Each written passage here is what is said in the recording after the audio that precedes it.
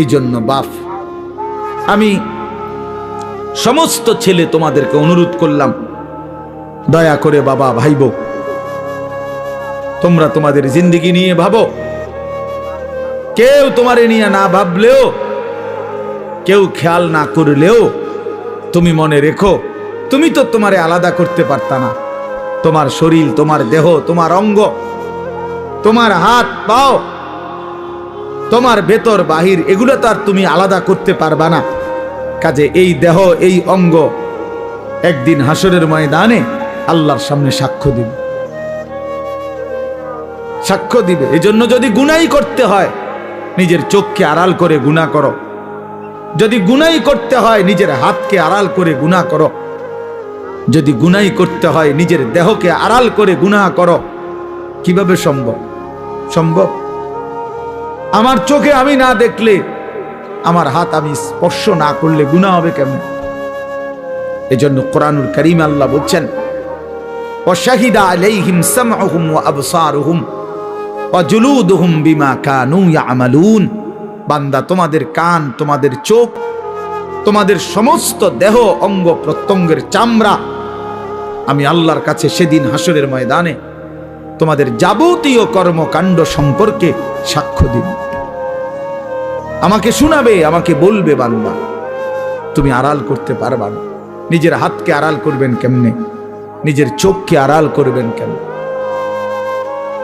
নিজেকে আড়াল করার সুযোগ তো নাই ভাই।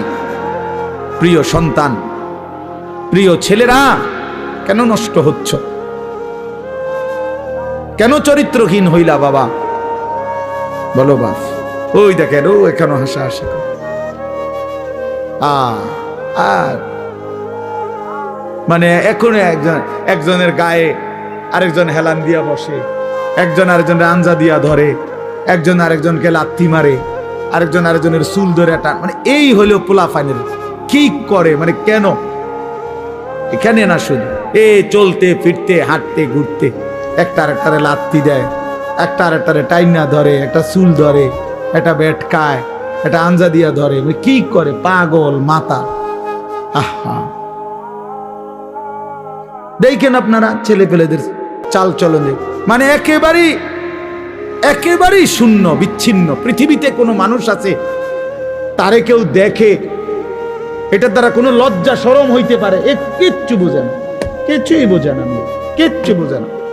কি মুরব্বী আছে না, মানুষে দেখে না, আলেম ওলামা দেখে না, হেতে হেতের এত বিকৃত।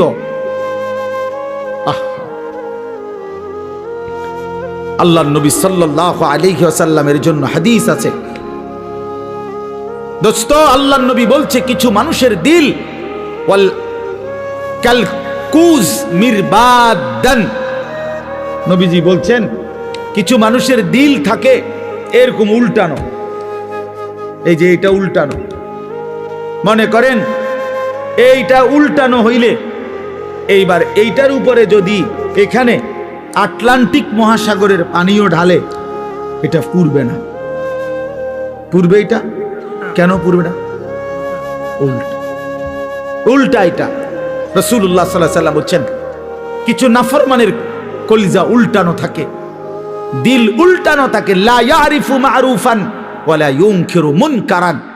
তখন আর সে কোনো ভালোও বুঝে না, কোনো মন্দও বুঝে না,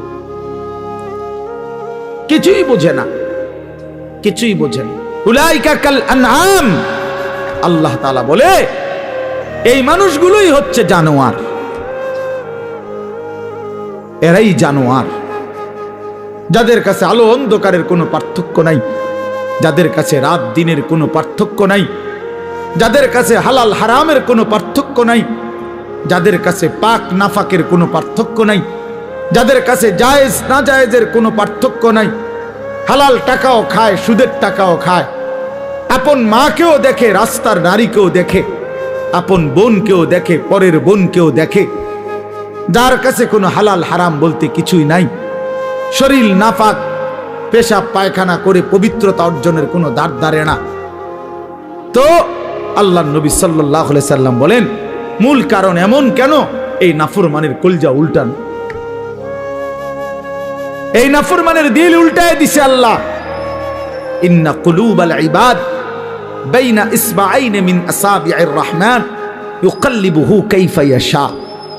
হাদিসের মধ্যে আছে, আল্লাহর নবী সাল্লাল্লাহু আলাইহি সাল্লাম বলেন, নিশ্চয়ই মানুষের দিল আল্লাহ পাকের কুদরতি এই দুই আঙ্গুলের মাঝে, আল্লাহর কুদরতি দুই আঙ্গুলের মাঝে তিনি যেভাবে ইচ্ছে এই দিল উলট পালট করতে পারেন। এই জন্য আমাদের নবী সাল্লাল্লাহু আলাইহি সাল্লাম ভাইয়া, নবীজি 5 ওয়াক্ত নামাজের পরে একটা দোয়া করতেন। অনেকগুলো দোয়ার মধ্যে এটাও একটা দোয়া নবীজি নিয়মিত করতেন, ইয়া মুকাল্লিবাল কুলুব সাব্বিত কলবি আলা দীন।